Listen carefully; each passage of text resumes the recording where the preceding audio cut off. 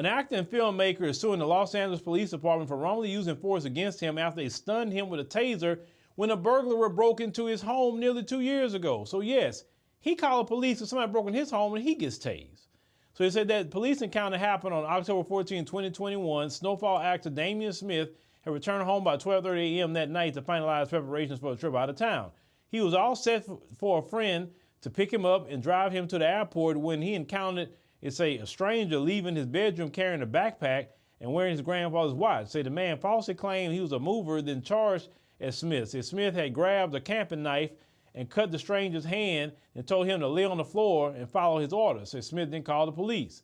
Officers arrived by 1:30 a.m. and approached Smith's apartment from the back door, for which he left ajar. When Smith spotted them, he noticed that they had what looked like guns drawn. Once they saw Smith holding a camping knife and the burglary suspect on the ground, they ordered Smith to drop the knife. They say Smith complied and repeatedly told them that he was the one who called them while they were shouting at him to get on the ground.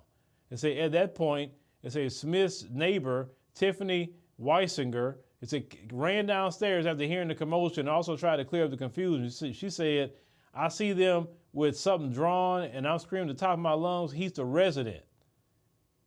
When she told the Los Angeles Times, then she said, "I hear a pop and I started crying profusely thinking they killed Damien." Police used a taser on Smith. Once he fell to the floor, it stunned him 2 more times. That's when the suspect jumped up and ran to the bedroom. The lawsuit states that the officers finally entered the apartment once they subdued Smith. I'm the one who called you. They're like, shut up. They're speaking to me very disrespectfully. Police handcuffed Smith, then put him in the back of a squad vehicle and interrogated him for 15 minutes. An emergency medical technician asked for his ID, and when the officers confirmed his identity, they accepted that Smith lived in the apartment. So basically, they just went ahead and criminalized the brother as soon as they showed up. So when we call the police, when we need some sort of help with a criminal, we're criminalized for calling. Automatically, you're defending your home, doing what you're supposed to do, and you can lose your life. Now, police captain at the scene ordered his release and but no one apologized. The burglary suspect, Damani Coates, was arrested at Smith's apartment after pleading no contest months after being charged. He was convicted of burglary. He said, "I'm still in shock and awe how this happened." He said, "I'm in such fear of calling the police. Look what happened to me." And there's been plenty of stories I've covered over the years where black folks have called the police and the police killed them. And they called the police. They did it. This is why I tell black people, and I've said those in those videos before, you tell the 911 dispatcher, "Hey, my name is so-and-so. I'm wearing this color. I'm wearing a white shirt. I'm wearing some brown pants.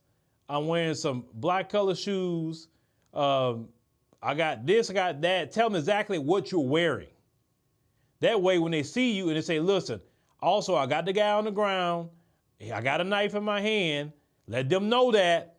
And say, if they, the moment they show up, all you gotta do is tell me, they got it. I'll put the knife down, no problem, or whatever. But I'm letting you know, man, can I stay on the phone with you till they show up? Let them know I'm on the phone with you, because I don't trust them. Because they see me and they automatically gonna think I did it. You gotta literally go that far with them. Because you just think something normal, these people don't treat us normal. They race soldiers. So we gotta think accordingly. Now, ironically, the entire encounter took place during the filming of Smith's documentary on police brutality, in community policing called Searching for Officer Friendly. Now, he said to do a documentary about policing, you have to deal with policing. He said, and I'm traumatized by dealing with police. He said, right now, it's really hard. He said the LAPD has not been very forthcoming with the details on their end. They didn't open an investigation until after Smith sued the apartment. He said he have yet to comment on the suit and refused to release body cam footage at this time. Now, it said that they had no statement, no nothing. This brother could have lost his life. He the one getting robbed, but he almost lost his life at the hands of LAPD. And why did they tase him 2 more times? They've been killing people by tasing people like that, causing people to have heart attacks and strokes and stuff like that. Now, the part of the taser was to use a non-lethal method. But these white supremacists like, oh no, shoot, this is my way to try to kill more black people. And you wonder why people don't like you behind. You wonder why people want to defund the police and nobody respect you. That's why. Who want to respect an entity like that? But I'm glad the brother's suing. Like I say, y'all should sue every single time.